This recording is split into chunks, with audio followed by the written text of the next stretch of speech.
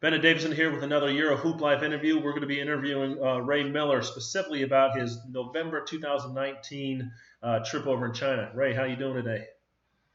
All right, I'm doing pretty good, man. Can't complain too much. Doing good. Yeah, we were just talking before this interview started. You're over in India for the last 2.5 months.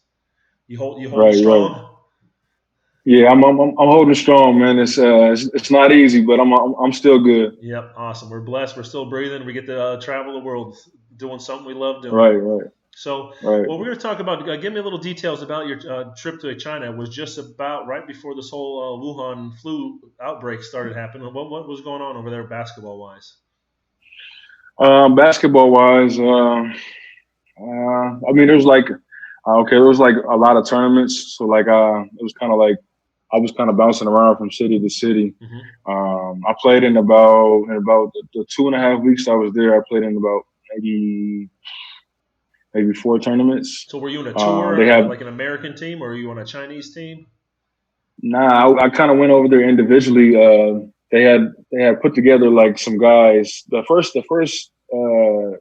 little round of games I did, the first tournament I did was actually kind of like a tour. But it was like they brought a bunch of guys from the states, and we not knowing each other, just kind of like played together, and against like Chinese teams and things like that. But it's all for money, you know what I Okay, mean? It's like they call them like showcase games, showcase and game. So at the same time, you're over there looking to expose yourself to Chinese teams, so that they would right. sign you and hopefully Right, sign you a contract over there next season.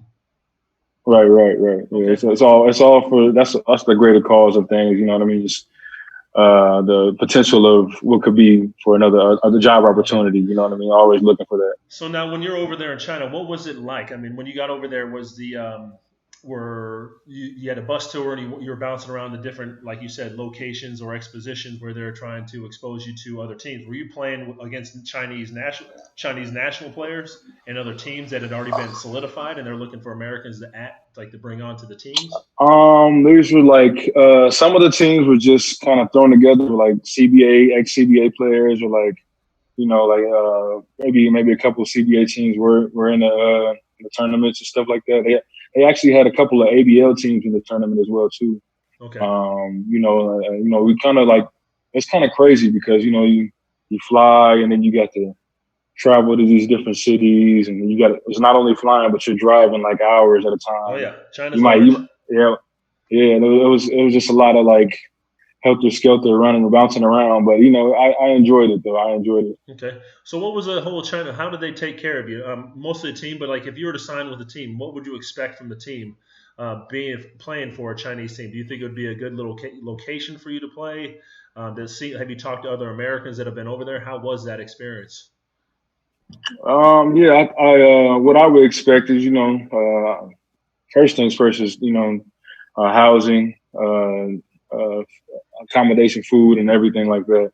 But they take pretty good care of you. They don't you don't have to worry about anything Hmm. as far as like those things that the main things Wi-Fi, housing, and Everything's pretty accommodation, food, and civilized. all It's that. just like being here, just over in China. Yeah, Okay. yeah, pretty much. The only thing, the biggest thing is the food. It's like it's not really where it's Yeah, I at. did You know what I mean? So what was the strangest food arrangement that they had provided for you guys?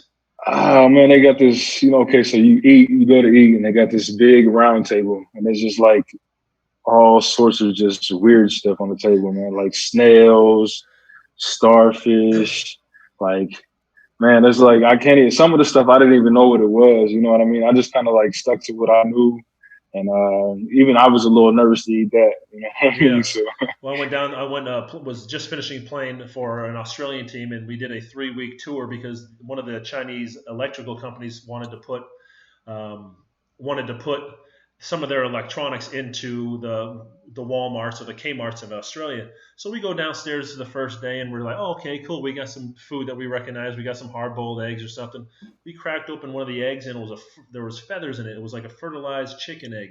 So it wasn't even like a yolk or hard boiled egg. It was a bird with feathers and the neck and the feet and everything, and we're supposed to just slurp that up or eat it or something. It was a bit yeah, odd. that's crazy. So yeah, so this whole Yeah. wet market thing is real. I bet we go around there, they got steaks in Yeah, jars and they got chickens and it's beagles definitely and real, stuff. and it's not only in China. They have a lot of stuff abroad in other Yeah, you're countries as saying like well in too. Thailand and So that type of stuff. So let's go over the finance. I know yeah, you're over there trying to get exposure and stuff. What was have you talked to other players? Like, what are the finances like? Are they pretty consistent with finances when they pay you over there in China? yeah. Finances are pretty consistent, but I've talked to other players, and I've talked to other players that haven't got paid. They played in tournaments and or with teams, and the payment might be late, or they might have to go check and see about their money. You know what I mean? Yeah, That's just kind of what happens sometimes. Playing overseas it can be rough you never sometimes, know really man. what you're getting into. Right? In the shady Exactly, world. It's exactly. kind of like seeing those AAU coaches in Las Vegas or something. They all have the velour suits, FUBU suits, and the earbuds and stuff. They look like they're doing Right, something big, right. but there's a lot of fake facade going on with payments. And the true reasons why, because you and me, we are international basketball players, and our bodies and our ability to put a ball in the hole is our product or our service or our Our good. product, right, And if they're right. not paying, things can become inconsistent, and that's where things go wrong. Well, Yeah. any kind of like last few words of if a player was to watch your video, would you recommend them going over to China, doing an exposure camp, and trying to get over there and play for a team that signs them eventually to a contract? Um, you know what? Now it'd be kind of tough to convince somebody to go to China. You know what I mean? Just because the whole virus thing. But I would recommend it. Because it could open a lot of doors. Asia is a pretty big market. So like China is like I feel like it's one of the biggest Asian markets. So I feel like if you get to China and you can get seen by the right people, or if you're in cahoots with the right people, I feel like you can make something happen for sure. Awesome. So Well, Ray, what's the best way for people to get in contact with you? Is it LinkedIn? Is it email address? Leave your information on this video. I would say the best place for me to get in contact with me would probably be either my email or WhatsApp. My email is raymiller71@gmail.com. Or my WhatsApp. I don't really remember my number by heart, but Yeah. you can find me on Instagram. Okay. I think we Ray, connected via LinkedIn, sending messages back and forth. yeah, LinkedIn works too. I'm not always on LinkedIn, but yeah, you can definitely Okay. shoot me a message there, and I'll get to it for sure. Outstanding. Ray, thank you for your time and for the information you shared with the rest of the world.